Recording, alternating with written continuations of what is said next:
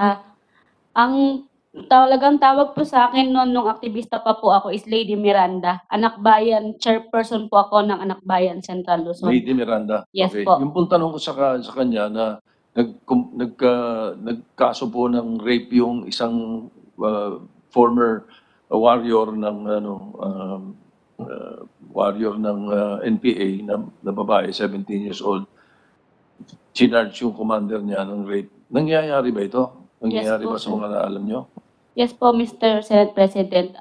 Isa po ako sa buhay na patunay ng pang-aabuso sa loob ng kilusan. Not just once, but thrice. Mga kasama ninyo o ng mga opisyal? Officer po, mga commander po namin. Akala ko ba pinapatay yung death penalty yung mangre-rape?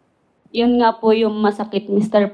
Senate President. Kasi po, ang paniniwala ko din po nung una is ganun. Akala namin, pinoprotektahan ng kilusan yung mga kabataan, kababaihan in terms of rights ng mga kababaihan, lalo sa violence. Pero, yun nga pong masakit, inilaan ko yung buhay ko sa loob ng kilusan. From 14 years old po ako, tapos po 18 ako nung nag-NPA. Doon ko po naranasan na yung napagsamantalahan po nung CO namin. 19 years old lang po ako nung panahon na yon. Naulit po yon nung ako ay 20 years old.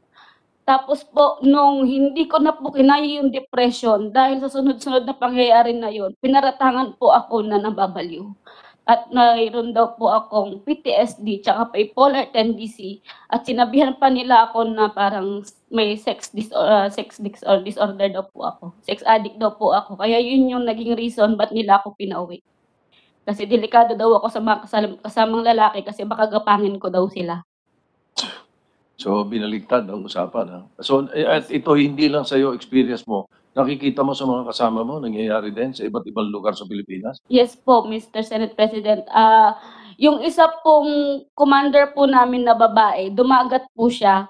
Bagong sampa lang po siya noon nung ni-rape din po siya nung vice CO din po nila. Kwento din po niya sa akin yun noon. Kasi po may talakayang babae po kami na nagaganap sa loob ng NPA. Doon po namin sinishare yung mga karanasan namin bilang mga babae, simula nung sibilyang kami hanggang nung mag-NPA kami. Kaya doon po nila sinare sa amin yung iba't ibang mga pang-aabuso din na nararanasan sa loob ng kilusan.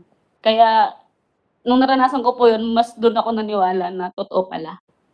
Wala silang ginawa doon sa mga nang-abuso na yan? Doon sa iba, pati sa iyo, wala silang ginawa? Diniin lang po nila dahil mga CO po yun, tinanggal lang po nila sa pagka-CO. 14 years old ka nung ma-recruit ka. Paano ka na-recruit? Tulad ng tanong namin kay Ka Eric, paano nangyari? Parang ganun din po, ang kaibahan lang po, out of school youth po ako, Mr. Senate President. 14 years old po ako nung na-recruit po ako sa Anak Bayan. Ang recruiter ko po noon yung, kung naaalala nyo po, yung nakulong na 2 UP student po sa Karanglan, Nueva Ecija, si Gerald Salonga at si Gilier Cadano. Sila po yung mga recruiter ko. Si Gerald Salonga, si Kuya Jiri, siya po yung nag-recruit sa akin noon, February 2011, ni-recruit niya ako doon sa amin sa community. Out of school youth po ako noon. Ini-discuss niya sa amin yung tungkol sa karapatan ng mga kabataan tungkol sa edukasyon. Dahil nga po, out of school youth kaming magkakaibigan, madali kaming naniwala. At nung una, hindi po namin alam na aktivista pala sila, yung Anak Bayan. Nalaman ko na lang po na aktivista sila nung tatay ko mismo yung nag-explain sa akin. Kasi po dati din po yung father ko na nasa loob ng kilusan.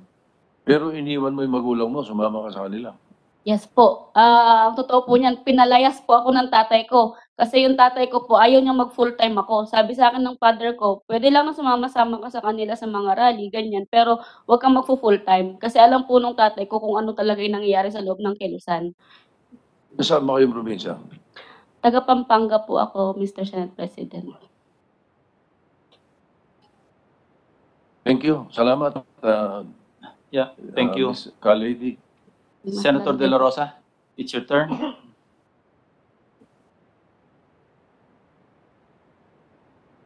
Senator Bato. Senator Manny Pacquiao.